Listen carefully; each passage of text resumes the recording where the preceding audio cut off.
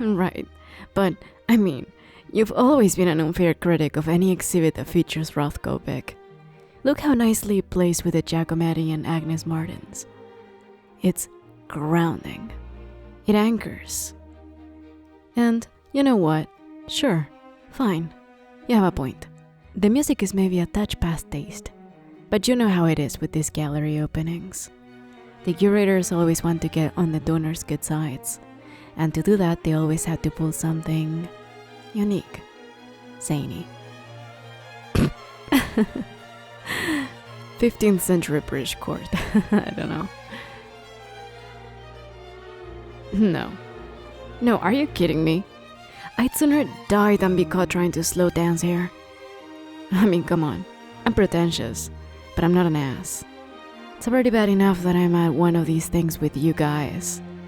But going out to the dance floor, you'd have to fight me tooth and nail to get me to sway in close quarters with ostentatious, grandiose, fake deep showboats like you.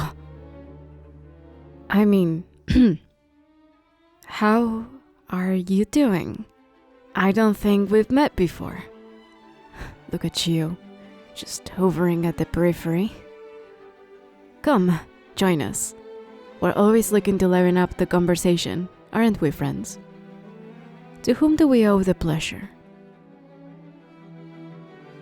Wow, just... wow. It's shocking, you know? The event is highly exclusive. I only just joined the social group of these patrons recently. It's very hard to break into without the proper connections. So you did know.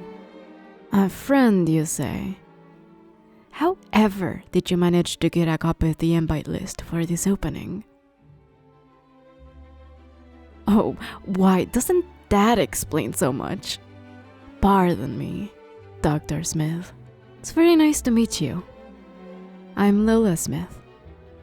PhD, Dr. Smith as well, as it were. What a small world. What a small, small world. No, my PhD's in economics, though you wouldn't know it since I work for a consulting firm now. Beatrice here works for some sort of global property fund. Charles works in investment banking. Vic is a quant analyst, and Z... What do you do again, Z? Right. Systems security analysis. What about you? So then, Dr. Smith, JD, PhD, MD, how handy? Tell me, what motivated you to be so well studied? Huh. That's quite the specific niche of industries. Couples counselor, divorce lawyer, and psychiatric specialist all wrapped up in one. You're just too good to be true, aren't you, Doc? You are frankly unbelievable. No, really. How is it that you're able to even market all your skills? What do your clients even call someone with as many titles as you? Do you love doctor? That's got to be the most creative and fun spin on your little practice. Case write-ups, published research, healthy prescriptions of hugs and kisses. It's cute. Fun. Oh, I don't mean anything by that, Dr. Smith. Just a bit of teasing. Your skill set is just so unorthodox, I should say. Very specialized.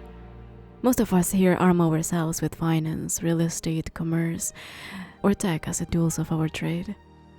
Weaponizing romance, though. Poetry and hand-holding and long gazes from across the room. Just a bit different. It almost sounds made up.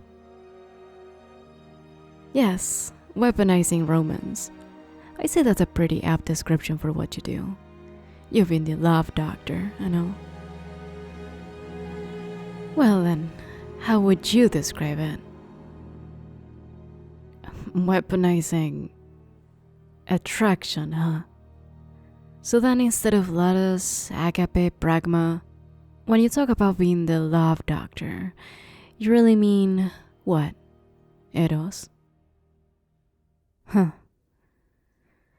Interesting. Weaponizing Eros. Weaponizing attraction, desire, passion.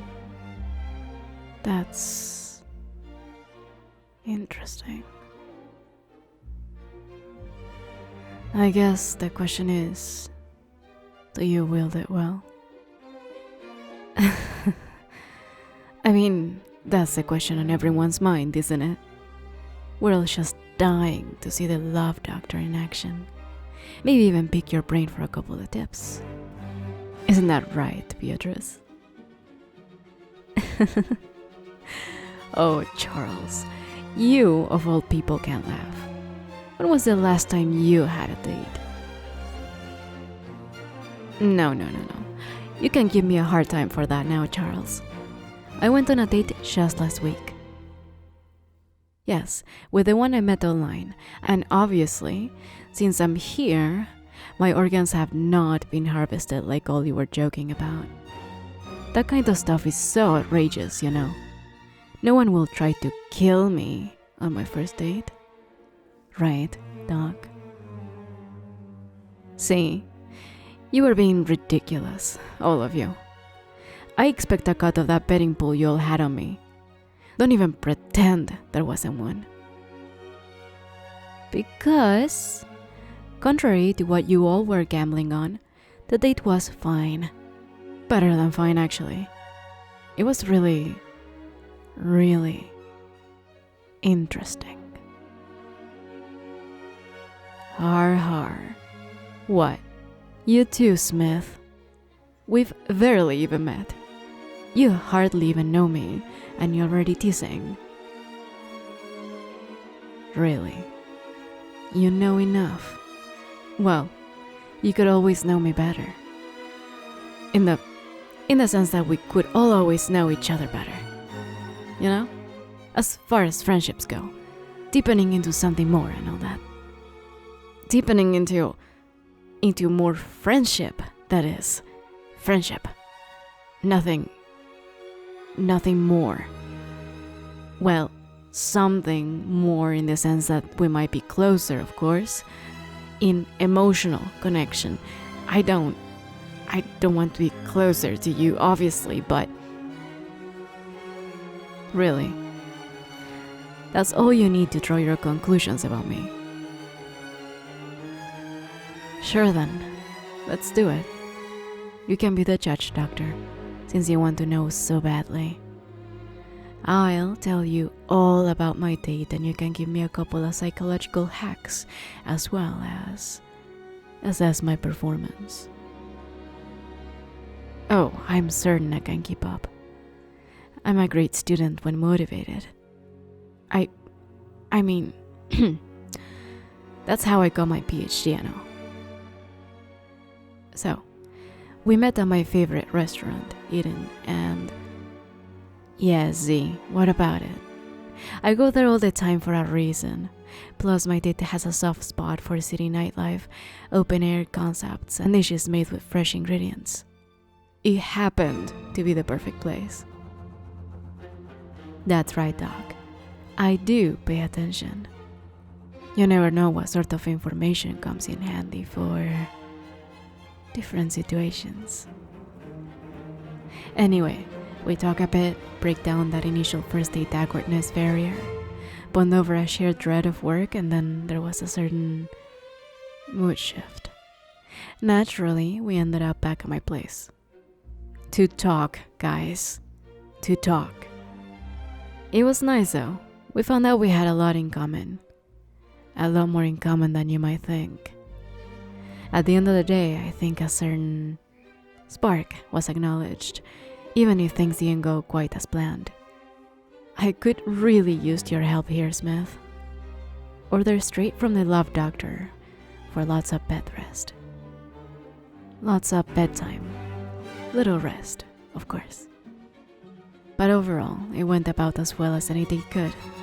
Not the most ideal conclusion to the night, of course, but I think I played my part well enough. Wow, cold. You know, for a lawyer, you aren't really judicious, are you, Smith? Alright then, since you're the love doctor and everything. I'll wait. Go ahead and tell me everything I did wrong. You're the expert, so show me a trick or two. Of course, anything you like. What do you want to know to start? Oh, well, that detail was a little... Okay, the way I greeted my date was maybe a bit less than ideal. I thought about a handshake or a hug or something, but instead I went with, a classic good old-fashioned pat on the shoulder from an arm's length away. But I mean, really, what was I supposed to do? Oh, that's close. But you can't expect this to actually work. This is... Yeah, this is working, but I like what you're doing. I know what you're doing.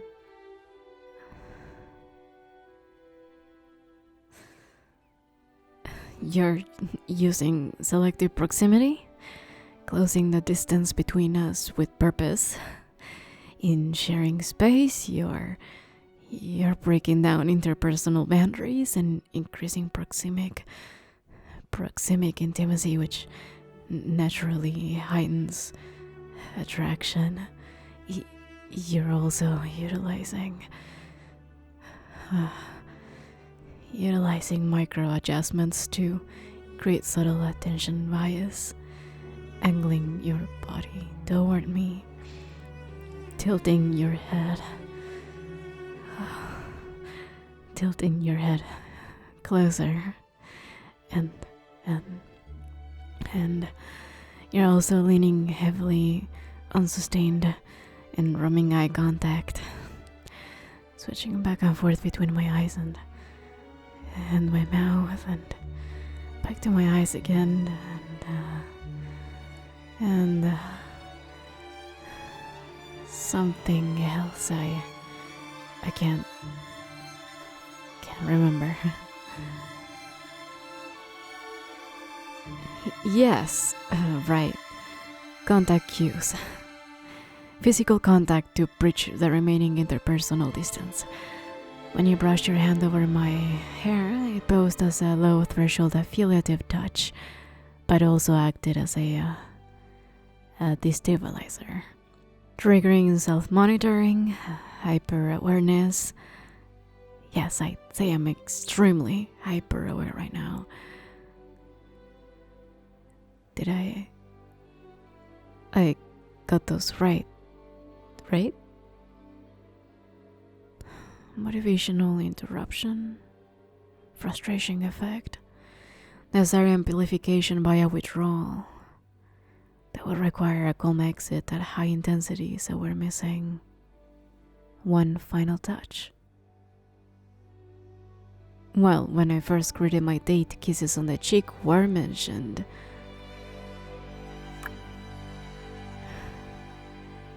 Yeah, just like that. So that wasn't actually the final touch.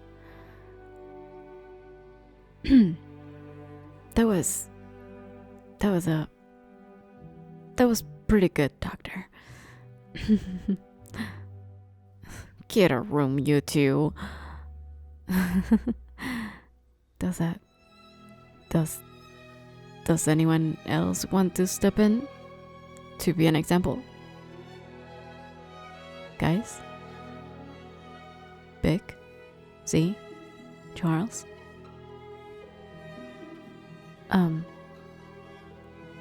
When did everyone leave? Huh. I think I'll join them at the bar then. Because, Doctor, I think it'd be very dangerous to be alone with you right now.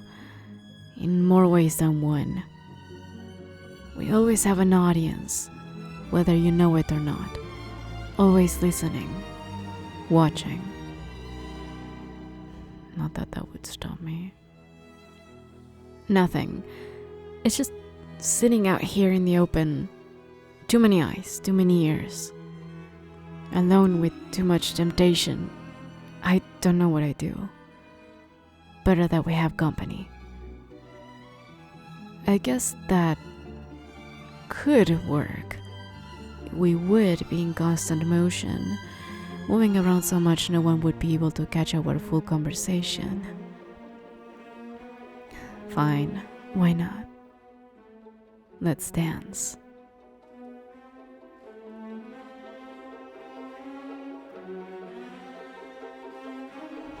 Yes, obviously I'm mad at you. It's not funny. You can just show up after days of no contact, looking like this, performing your little act, and expect me to be fine with it. I'm going to pretend I didn't hear that. Look, I know why you're here. I was able to uncover the same intel as you. The conspiracy. Who set us up? Why? And what their next moves are going to be. Right now what we need to do is... What? No. I didn't get a haircut. Why does it matter? Anyway, what I was saying was, we need a plan. I don't know if you have any allies at your agency that would defect for you, but I have a few friends. What's that supposed to mean? No, I'm not. No, they don't. My eyes do not dart around when I'm nervous. Why would I be nervous? You're just trying to distract me. We need to focus. Do you know how many people are on the hunt for us? There's hardly anyone I know that I trust, and I need you to... Stop that. Stop looking at me like that. You know, stop doing the thing with the eyes, with the words. You know what you're doing. Slowing the moment, unexpected precision, drawing out the smiles, the silences, making all your deceptively innocent observations. I said stop looking at me like that, or I'm going to... I know all your little tricks, okay? They don't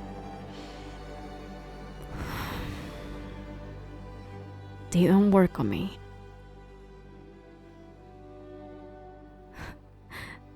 Not true. My nervous system is perfectly regulated. If I'm fidgeting or if my voice is shaking and my breathing is weird, it's only because we're so close and touching. And the last time I were this close and touching, things didn't go so well. Don't be coy.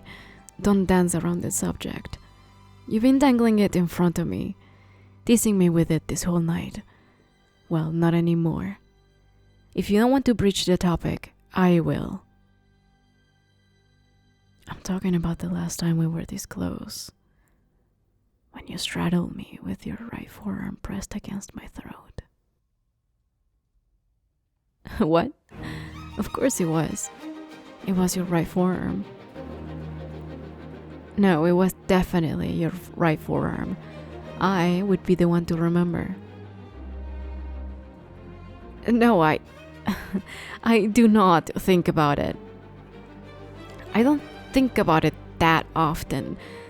I don't think about it every night. I'm not thinking about it right this very second. You're doing it again. Stop looking at me like that. Drives me crazy. Keep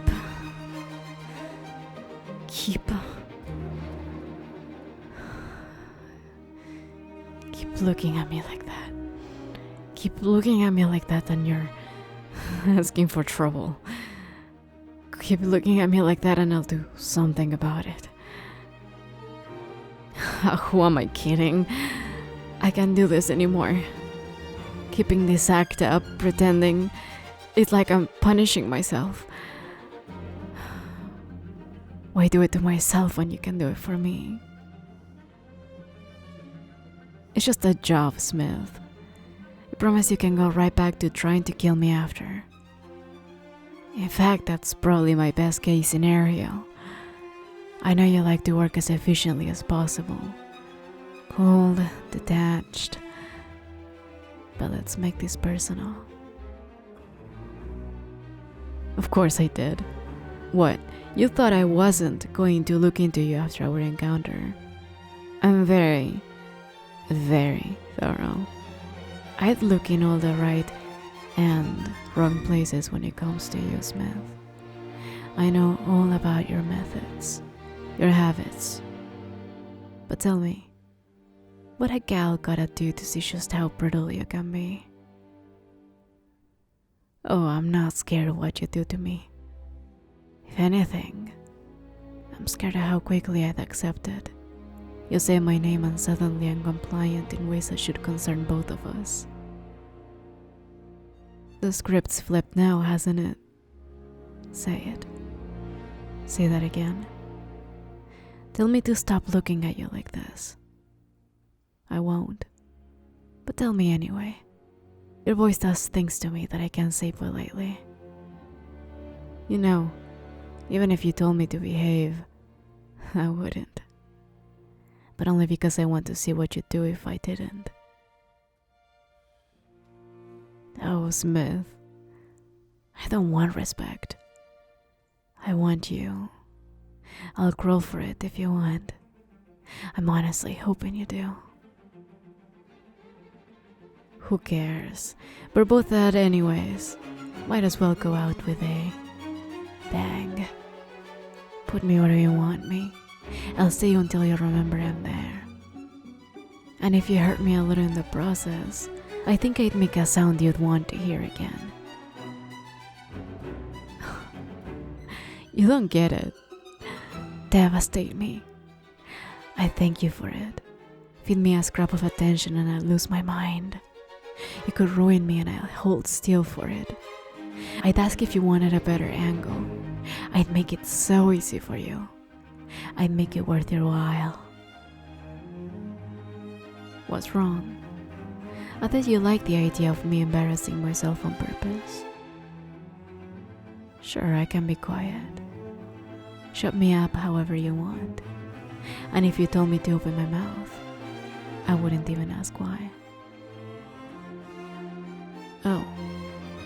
Oh shit. Yeah, I see them. 2 in the balcony and I'm guessing 3 behind me. Perfect. I was hoping HQ would give me more time, but it looks like they sent people to get the job done when we didn't finish ripping each other apart. If we want to get out of this alive, we'll have to watch each other's backs. Don't worry though. We can get to the last activity later, if you're up for it. Looking forward to it. Well, Smith, let's get ourselves out of this mess and into a mess of our own making. As much as I love to recreate the night we first met, you're going to have to show me your full arsenal while we're in action. I just have one question for you. Same time next week.